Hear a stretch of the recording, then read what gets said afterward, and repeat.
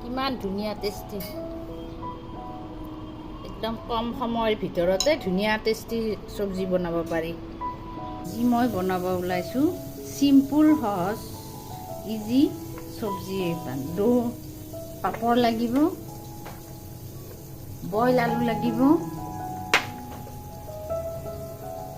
আকৌ দৈ লাগিব। এইটোৰে এটা ইজি প্ৰচেছ ৰেচিপি। জিৰাৰ গুড়া, ধনিয়াৰ গুড়া, গোটা জিৰা, ৰেড চিলি পাউডাৰ, নহৰু,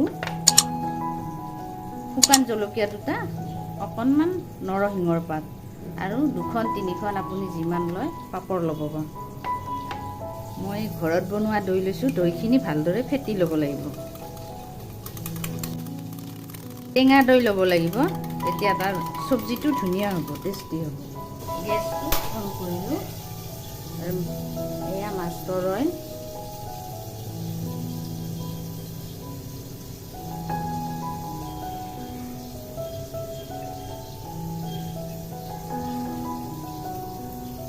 অকণমান জিৰা দি দিলোঁ,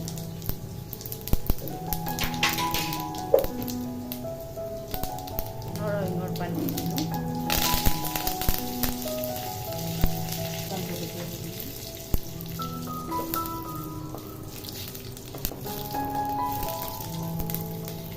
নহৰু, কাটি থোৱা নহৰু,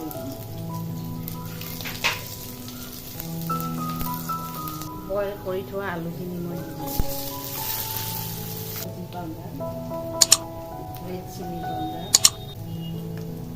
জিৰা পাউডাৰ, ধনিয়া পাউডাৰ,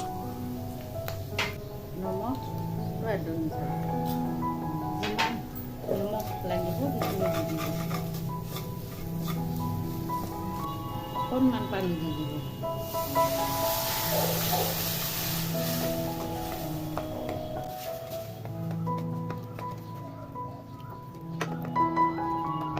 আলুখিনি ভালদৰে মিক্স কৰি ল'ব আৰু এই দৈটো একদম গৰম থাকিলে নিদিব, নহ'লে দৈটো ফাটি যাব। এতিয়া আমি দৈখিনি দি দিম, এয়া দৈ।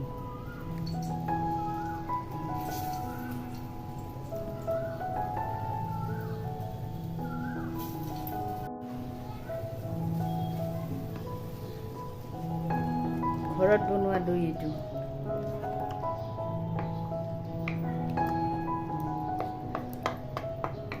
লাৰি থাকিব লাগিব জলদি জলদি, নহ'লে এইটো দৈটো বেয়া হৈ যাব, ফাটি যাব।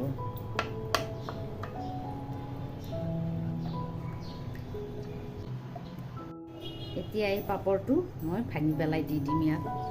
এতিয়া হৈ গ'ল কমপ্লিট ৰেডি।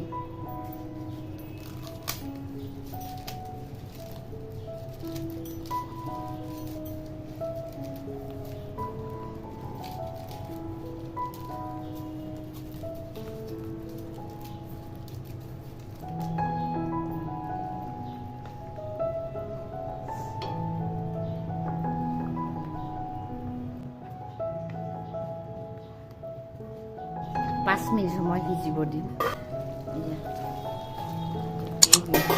অকণমান ব্লেক পেপাৰ লাষ্টত, অকণমান গৰম মছলা দি